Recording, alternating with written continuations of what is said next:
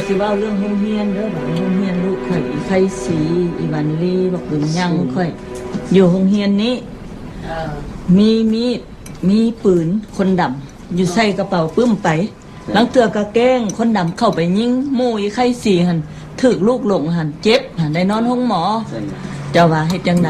เฮาอดมันสิตายแล้วแม่เอ้ยคูมื้อนี่ไปเถาะไว้เถาะเฮาอดแท้ๆอย่างนี้ค่ะคันเฮาบ่อดนี่อยู่บ่ได้แล้วอยู่ในนี่จี้หน้าป่นหลังอยู่สิมื้อนึงตื่นขึ้นมาละข้าวเฮือนนั่นตื่นขึ้นมาละข้าวเฮือนนี่ลอกนั่นลอกนี่ข้ามมาละว้าวข่อยนี่หัวใจหักใจหายเด้ข่อยนอนอยู่มอข่อยซ่องตู้นี่หายข่อยอย่าซ่องออกไปเขาสิยิงข่อย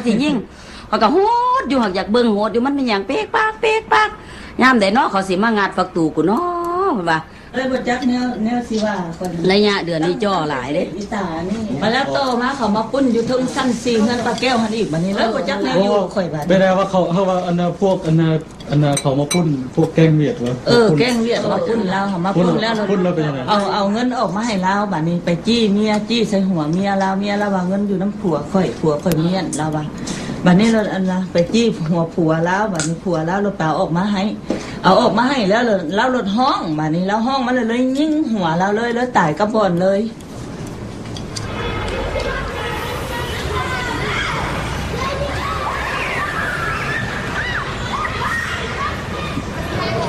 My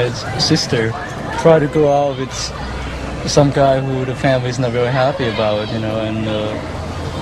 kind of very frustrating because I know the person who he is and what he's doing in his life and who he is personally, and I don't agree with it. So is my mother and my big sister and everybody else. I just say the bad guy. I don't like you to go with them. Can you stop? Because nobody like that guy. They said, so what? You don't know they good or bad. That was tough. I would like to make my own choice, but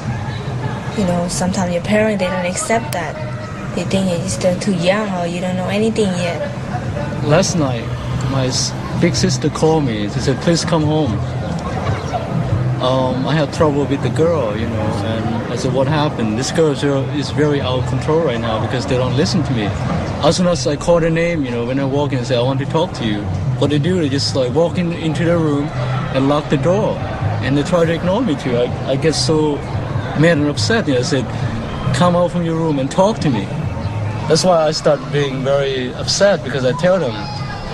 whatever is happening in this family is my responsibility. It's my own business. And I tell them, don't ever tell me that it's my own your business. Don't tell me what's supposed to do. And it never happened to me before. It never happened to me before. What happened to me now? Why? Why this kid happened? Why this kid behave the way they are? And I don't understand it. And I cannot accept that into the Laotian family. I cannot go anywhere. All I do is stay home.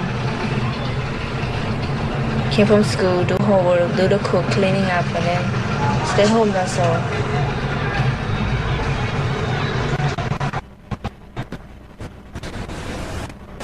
อเมริกามันเป็นเปลี่ยน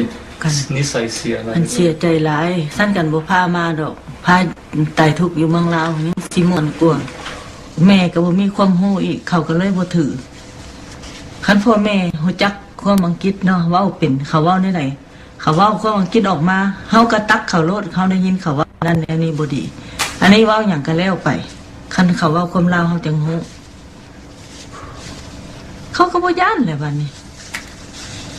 เป็นซั่นล่ะเขาเลยบ่ย้านแม่เว้าหยังเขาก็บ่ถือ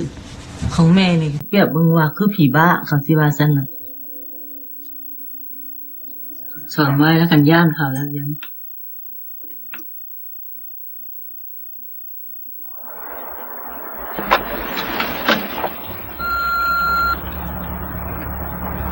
ว่านี่นะคนขึ้นเงินมาแล้วก็มาจับตัวไว้มัดแล้วเอาเงิน$1,000เอาให้มัน$1,000แล้วมันบอกว่าให้เอาให้มันอีก$4,000ให้มันอีก$4,000แล้ว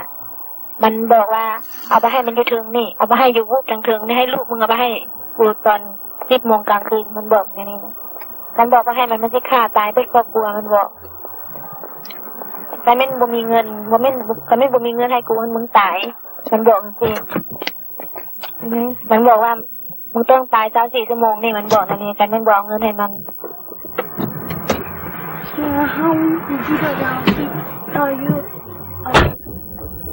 นี่จะไปออกการซื้อแล้วกันว่าออกการพวกนี้จะค่อยสิเป็นอะไรวันนี้ แล้วบอกว่าท่านตายของขาดแล้ว เวลา ว่ากับพวกแก๊งเอเชียนี่